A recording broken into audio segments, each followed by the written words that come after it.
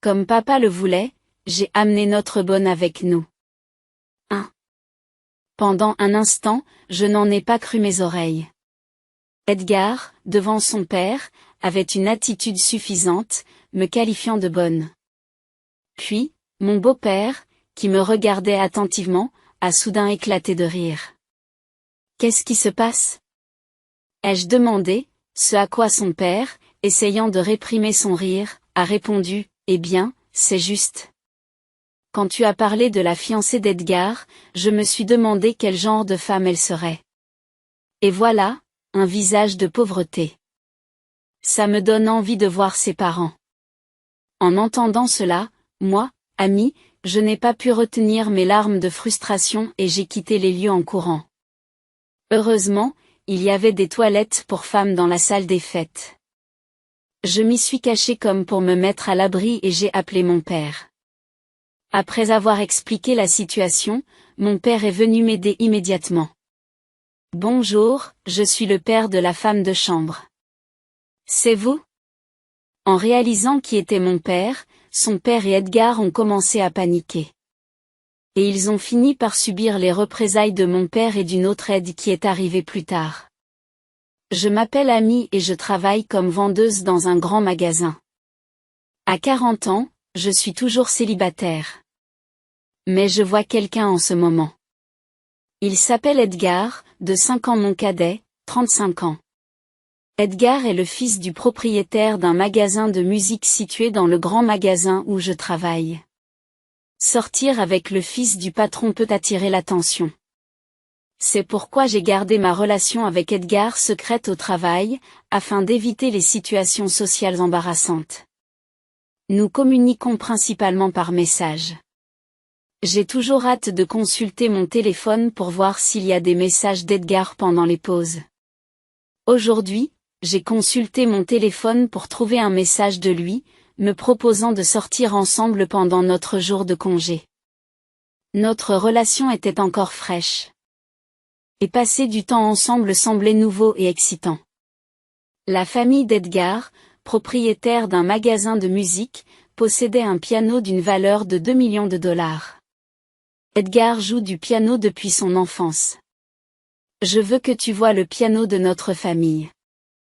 Ensuite, je vous jouerai quelque chose. C'est très joli. J'aimerais beaucoup vous entendre jouer. Edgar est une personne vraiment bien élevée et calme. J'aime beaucoup passer du temps avec lui. Compte tenu de notre âge, le mariage est bien sûr à l'ordre du jour. Alors, quand Edgar m'a envoyé un message pour me proposer un rendez-vous, j'ai dû refuser ce jour-là. Cependant, j'ai dû refuser ce jour-là parce que ma mère venait à la maison. Je suis désolée, mais je dois rester à la maison parce que ma mère vient me rendre visite ce jour-là. 10 minutes plus tard, Edgar m'a répondu. Ta mère vient à la maison? J'aimerais la rencontrer, si possible. Après avoir réfléchi un peu, puisque nous envisagions de nous marier, rencontrer les parents me paraissait une bonne chose. J'ai donc rapidement accepté. C'est une bonne idée. Je pensais te présenter à elle un jour ou l'autre. Je viendrai te chercher demain matin. C'est vrai? C'est très bien. J'ai hâte d'y être. Edgar était heureux de pouvoir rencontrer ma mère. Cependant, le fait de présenter Edgar à ma mère a commencé à assombrir notre relation.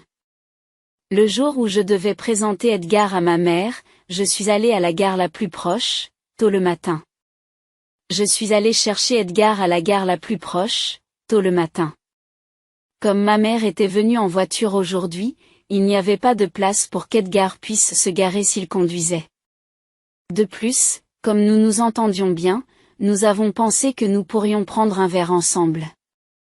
Edgar a donc pris le train aujourd'hui. En sortant des portes de la gare, Edgar était vêtu d'une veste toute neuve. Il semblait nerveux. J'ai essayé d'apaiser les nerfs d'Edgar avec une voix joyeuse. Bonjour. Edgar.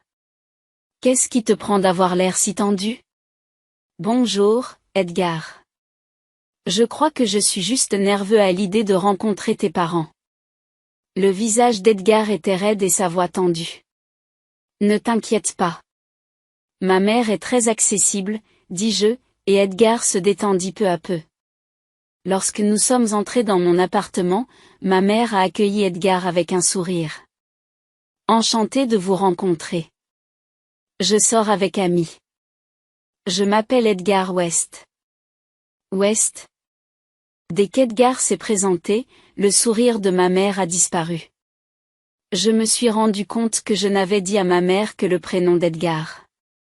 Mais pourquoi ma mère a-t-elle réagi bizarrement au nom de famille d'Edgar? Maman, qu'est-ce qui ne va pas? Oh, c'est rien. Enchantée, Edgar. Je suis la mère d'Amy. Merci d'avoir toujours été là pour Amy. Ma mère l'a accueilli avec un sourire forcé. Même après avoir invité Edgar dans le salon, l'atmosphère était tendue. Ma mère, le dos tourné, a demandé à Edgar. Qu'est-ce que tu fais dans la vie? Je participe à la gestion de l'entreprise de mon père. Nous gérons 5 magasins de musique dans la région. Le magasin de musique de l'appartement d'Amy est l'un d'entre eux. Edgar répond avec assurance. On aurait dit qu'Edgar était redevenu comme avant. Cependant, ma mère ne semblait pas intéressée par l'histoire d'Edgar. Essayant d'établir un lien, j'ai demandé à ma mère, « Tu ne penses pas qu'il y a un problème? Tu ne crois pas qu'il y a un lien entre l'entreprise d'Edgar et nous? » Eh bien, oui, je suppose. Ma mère a répondu avec indifférence. Edgar, probablement à cause de sa nervosité, n'a pas remarqué l'attitude froide de ma mère. Un lien? Je ne vous l'ai pas encore dit, mais ma mère est violoniste, diplômée d'un conservatoire et dirige une école de violon chez elle. C'est vrai? Alors, il semble y avoir un lien entre nous, répondit Edgar, les yeux brillants. Je m'apprêtais à parler aussi de mon père, mais je me suis arrêtée en sentant l'humeur de ma mère s'assombrir davantage. Ce qui m'a le plus dérangé, c'est que ma mère a continué à scruter le visage d'Edgar en fronçant les sourcils. Même Edgar, malgré sa nervosité, commençait à remarquer les regards suspicieux de ma mère. Alors que j'étais sur le point de changer de sujet, ma mère s'est tournée vers Edgar et lui a dit, « Je suis désolée, mais pourriez-vous partir pour aujourd'hui? » Quoi? Mais il vient juste d'arriver. Je me suis exclamée de surprise, mais Edgar semblait lui aussi mal à l'aise. Edgar s'est levé lentement et a dit, « Je comprends. Désolé d'avoir empiété sur votre temps familial. » Bien qu'Edgar ait dit cela, il avait l'air contrarié. J'avais l'intention de le raccompagner à la gare, mais j'ai été arrêtée à la porte. Ce n'est pas grave. Je rentrerai seule. Edgar, je suis vraiment désolée, m'excusai-je, mais Edgar ne se retourna pas en quittant notre maison.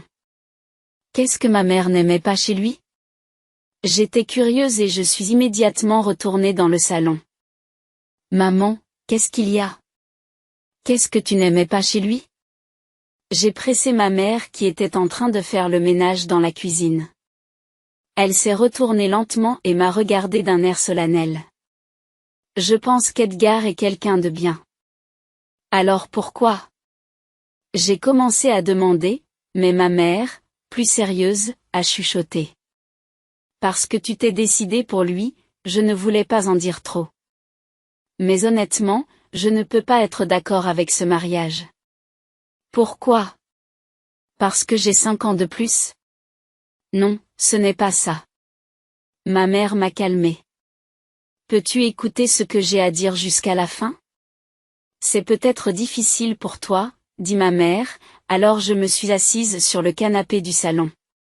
Elle m'a ensuite expliqué en détail pourquoi elle n'était pas d'accord avec mon mariage. J'ai écouté en silence, me sentant en conflit car les raisons dépassaient mes espérances. Je comprenais pourquoi ma mère n'était pas d'accord.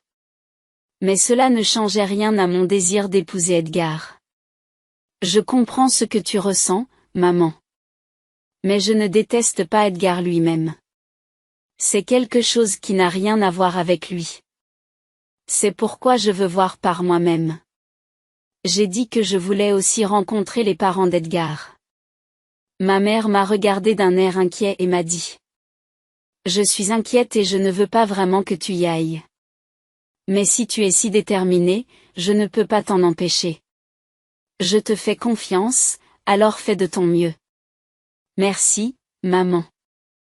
J'ai donc supplié Edgar de me laisser rencontrer ses parents. Edgar semblait l'avoir prévu, car il souriait joyeusement. C'est vrai? Bon sang, je pensais que je n'étais vraiment pas apprécié quand j'ai rencontré la mère d'Amy la dernière fois, dit Edgar, puis il sortit quelque chose de sa poche. C'était une bague de fiançailles. Avant toute chose, rendons les choses officielles. Rougissant devant cette proposition soudaine, j'attendais ce moment de la part d'Edgar, et sans hésiter, j'ai dit oui. Le jour venu, nous nous sommes rendus chez Edgar. Aujourd'hui, c'est moi qui étais nerveuse, raide comme une planche. Edgar est venu me chercher le matin avec un grand sourire. Ne sois pas si nerveux. Mon père est très gentil, me rassure Edgar. J'ai répondu, oui. En fait, la mère d'Edgar n'était pas là, et il n'y avait que lui et son père. J'étais prête à donner un coup de main dans cette maison exclusivement masculine. Mais lorsque nous sommes arrivés chez Edgar, j'ai été déconcertée. C'était la première fois que je visitais la maison d'Edgar, et elle était beaucoup plus grande que je ne l'avais imaginé. Je savais que son père était PDG, mais je ne m'attendais pas à ce qu'il soit aussi riche. Devant la maison, il y avait un grand portail qui ressemblait à un manoir, comme sorti d'un film. À l'intérieur, on nous a montré le fameux piano de 2 millions de dollars, situé dans une grande salle de fête.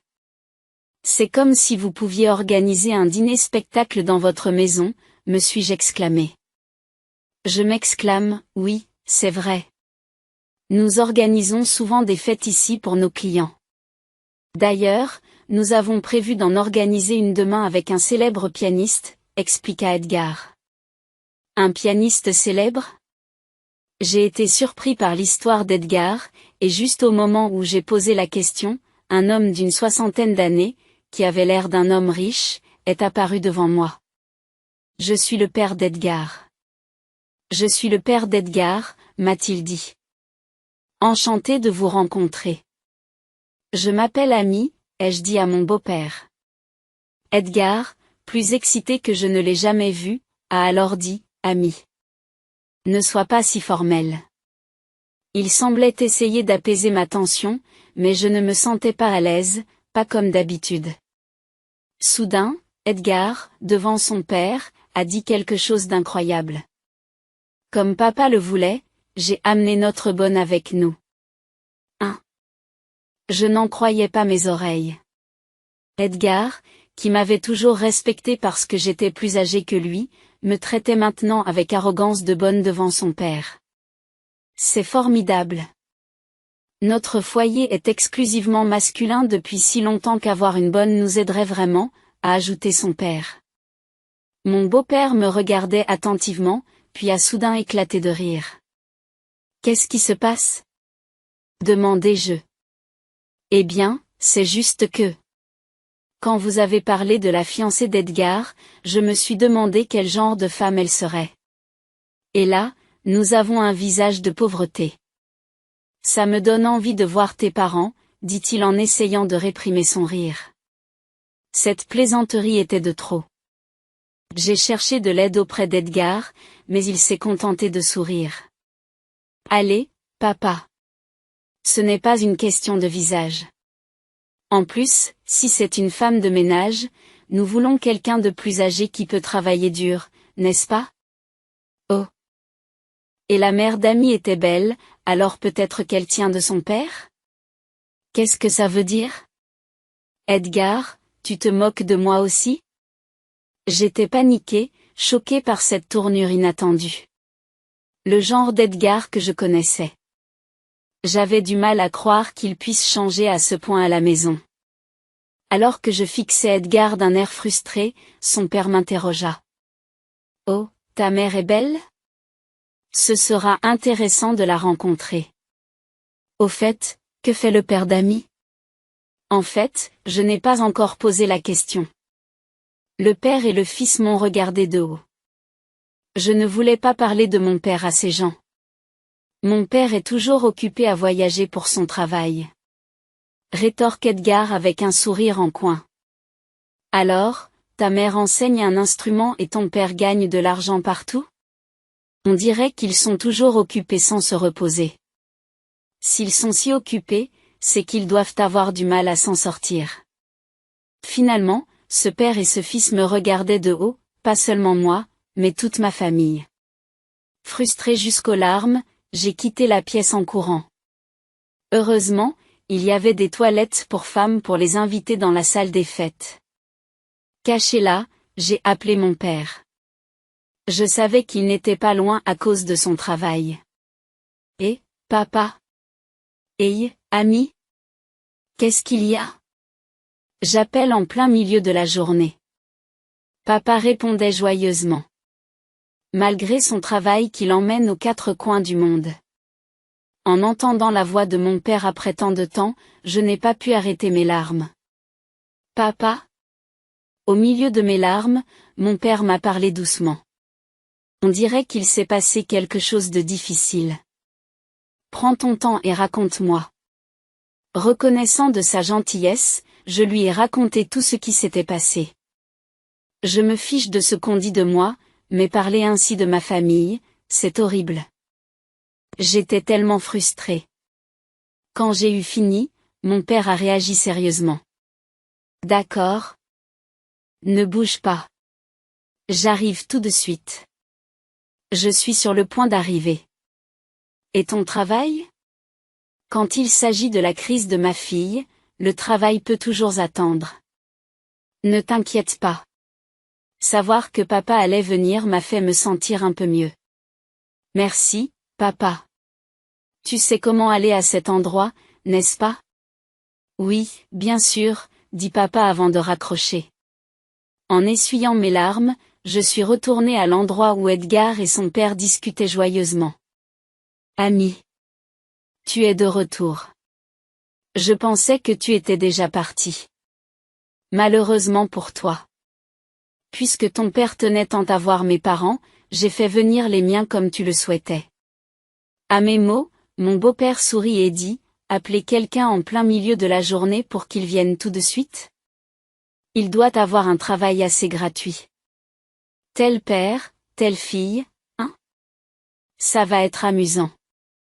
Edgar et son père rient d'un air moqueur. Mais leur raillerie ne me faisait plus peur. Quand ils verraient mon père, ils auraient un choc. Une dizaine de minutes plus tard, papa est arrivé. Edgar, qui est allé l'accueillir à la porte, est revenu l'air étonné. Ce type est-il vraiment le père d'Amy? C'est une vraie célébrité. J'ai regardé vers l'entrée où mon père attendait. En effet, il était vêtu d'un costume élégant. Probablement en train de répéter pour demain. Cependant, mon beau-père a refusé de croire Edgar, rétorquant, « Pourquoi es-tu si surpris, Edgar ?» Il est courant que les pères essaient d'impressionner lorsqu'ils se rendent chez le fiancé de leur fille. Il a dû emprunter le costume quelque part. De quoi parles-tu, papa? Il est arrivé dans une voiture de luxe, difficile à trouver ici. Qui prêterait un tel objet? Aux paroles d'Edgar, le visage de mon beau-père s'est crispé, fronçant les sourcils. Puis mon père est apparu et l'a salué. Bonjour, c'est le père de la bonne. En voyant mon beau-père a laissé tomber son verre de vin sous le choc. Il a regardé papa. Visiblement surpris. Papa a regardé autour de la maison spacieuse et a dit, « Oh mon Dieu, une si grande maison et pourtant, pas de personnel? Et vous faites travailler Amy, la fiancée de votre fils, comme femme de ménage? » Non, non. Ce n'est absolument pas le cas. Ni mon beau-père en agitant les mains. L'histoire qu'Amy m'a racontée au téléphone était-elle un malentendu? Elle a dit qu'on l'avait traitée de pauvre, qu'elle ressemblait à son père. Non, c'est... Transpirant, mon beau-père peine à répondre. Edgar, sentant la gravité de la situation, demanda nerveusement. Papa, que se passe-t-il? Qui est cet homme? Et attention à ce que tu dis. Ce monsieur est Roy Jones, le célèbre pianiste qui se produira demain lors de notre importante fête. Aux paroles de son père, Edgar est tout aussi choqué. C'est vrai? Ami. Pourquoi tu ne me l'as pas dit? J'ai été tout aussi surprise quand Edgar a parlé de la venue d'un pianiste célèbre. Je savais que mon père jouait à une fête demain, mais je ne savais pas que c'était ici. Edgar a secoué la tête. Ce n'est pas ce que je demande. Pourquoi ne m'as-tu pas dit que ton père est roi?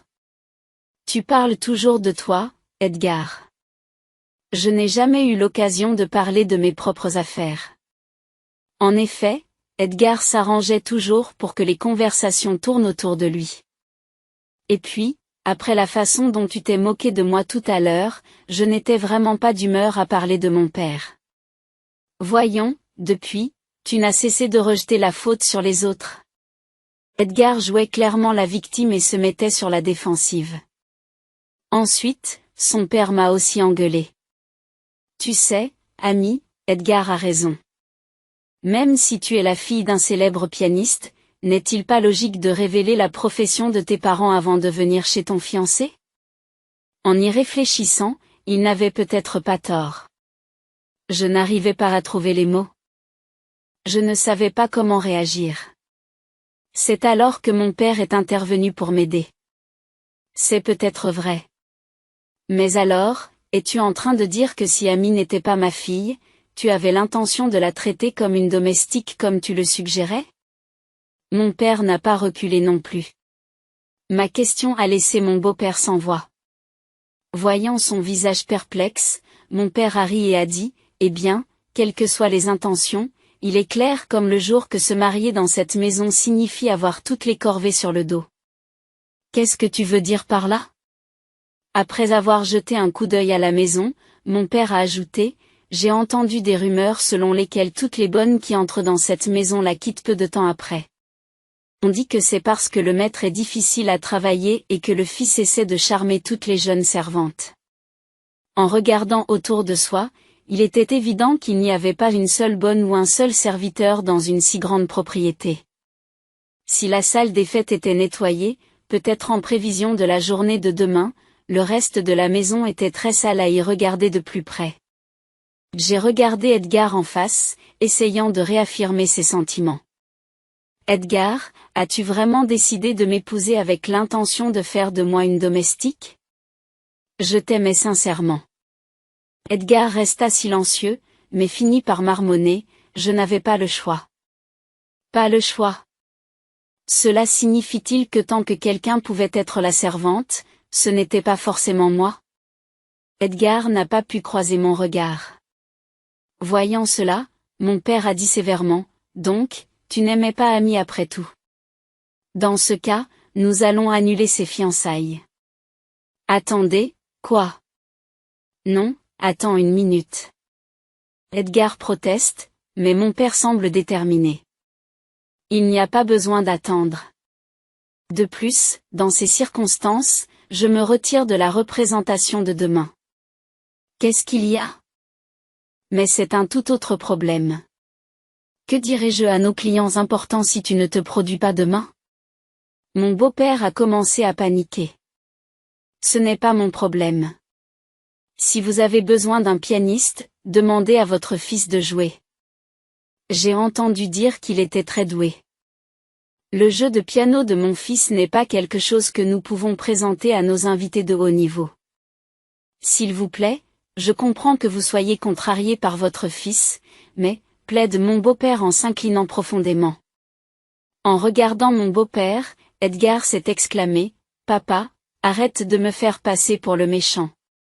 Arrêtez de me faire passer pour le méchant. Tout est de ta faute. Tu as fait fuir maman en la surchargeant de travail et tu as fait subir le même sort à toutes les bonnes en leur imposant des exigences impossibles. Tu n'as rien à dire. Si nous perdons les clients de demain, nos affaires sont terminées. Ils se disputaient lorsqu'un bruit sourd se fit entendre à l'arrière. Tu as raison, Edgar. Ma mère a surgi, le grondant. Tu es le pire pour faire souffrir ta femme. Oh, tu étais là? Je suis venu dès que j'ai reçu l'appel de ton père. C'était facile de se faufiler puisqu'il n'y a pas de gardien, ai-je dit. Apparemment, papa avait contacté maman juste après mon appel. Maman a lancé un regard féroce à mon beau-père, qui était manifestement choqué par sa présence. Vous êtes... Ah, vous vous souvenez de moi. Vous avez surchargé de travail et essayé de vous débarrasser de mon meilleur ami. Cela fait longtemps que je ne suis pas venue ici pour te confronter, dit maman. Je l'ai su après avoir présenté Edgar à ma mère. La belle-mère qui l'a repoussé était la meilleure amie de maman à l'université. C'est pour cela qu'elle s'opposait à ce que je me marie dans cette famille. Maman a regardé mon beau-père d'un air formidable. Après que vous l'ayez chassé, elle est venue me voir. Elle a rejoint le même orchestre et a continué à jouer du violon, tout en excellant dans ses études. Maintenant, elle travaille à l'école de violon que je dirige. Elle fait ça? Tu n'as pas changé du tout, tu traites ton ex-femme à l'apparence banale comme une servante, sans jamais l'apprécier à sa juste valeur, ai-je dit. Essayant de se justifier, mon beau-père a trébuché sur ces mots. Oui, je savais qu'elle était diplômée d'un conservatoire. Mais une fois qu'elle s'est mariée à notre famille, elle a dû suivre nos coutumes. J'ai été stupéfait par son excuse boiteuse. Transformer en désordre une maison où aucun serviteur n'aurait séjourné. Il n'est pas étonnant qu'une bonne épouse veuille partir. Surtout quand le propriétaire d'un magasin de musique, entre tous, essaie de gâcher le talent d'une excellente violoniste. Vraiment, pour cette famille, qu'est-ce qu'une épouse? Pour votre gouverne, même si Amy n'a pas fait carrière dans la musique, c'est parce qu'elle avait ses propres convictions et son indépendance. Elle a toujours poursuivi son propre potentiel, sans avoir besoin de suivre le chemin tracé par ses parents, a ajouté maman. Le père acquiesce profondément à la déclaration de la mère. J'étais si heureux de savoir que mes parents me comprenaient. Je me sentais seule parce que mes parents faisaient toujours des tournées séparément pour leur musique, et j'avais l'habitude de faire des crises de colère parce que je ne voulais pas être comme eux quand j'étais étudiante. Aujourd'hui, j'ai l'impression que ce n'était que de la rébellion. Mais mes parents ont toujours cru en moi et veillé sur moi. Réaliser ce qu'ils ressentaient m'a fait fondre en larmes. Mon beau-père n'avait rien à répondre aux paroles de ma mère. À côté de lui, Edgar s'est mis à pleurer en s'agenouillant. J'en ai assez. Je n'ai pas besoin d'une femme, laissez-la repartir. De toute façon, c'est la faute de papa, pas la mienne, n'est-ce pas, dit Edgar. Mais mon beau-père n'était pas prêt à abandonner et a dit à Edgar, Edgar? De quoi parles-tu maintenant? Si le mariage d'Amy et de toi tombe à l'eau, la réception de demain sera gâchée. Au lieu de te préoccuper de cela, pourquoi ne lui demandes-tu pas de jouer du piano demain? Papa regarde avec exaspération mon beau-père, toujours concentré sur la protection de son entreprise. Même maintenant, tu ne penses qu'à tes propres intérêts. J'envisageais de jouer demain si je voyais le moindre signe de remords de votre part. Mais maintenant, je refuse fermement. Qu'est-ce qu'il y a? Pas question. Mon beau-père était visiblement déçu par sa propre erreur. Maman a ajouté l'insulte à la blessure. Vous n'avez même pas encore payé la pension alimentaire à votre ex-femme, n'est-ce pas? Elle a lutté pendant 30 ans depuis le divorce. Vous allez donc lui verser la pension alimentaire qui lui est due, y compris pour toutes les difficultés qu'elle a rencontrées. Mon beau-père pâlit. Maintenant que les projets de demain sont ruinés et que notre entreprise est condamnée, en plus de devoir payer une pension alimentaire à mon ex-femme, c'est trop. Oh, ce n'est pas tout, dit ma mère en tournant son sourire narquois vers Edgar.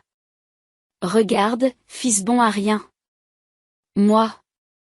Edgar regarda autour de lui, désemparé. qui d'autre? Même si les fiançailles n'étaient pas encore officielles, tu as profondément blessé le cœur d'Amy, tu lui dois donc une compensation. Les finances de la famille sont gérées par mon père, alors demandez-lui de vous dédommager. Edgar s'est avéré être le fils paumé que ma mère l'accusait d'être. Mais mon beau-père secouait la tête avec véhémence en signe de refus. Edgar, je ne sais rien de tout cela. Tu t'occupes toi-même de ta rémunération. C'est impossible.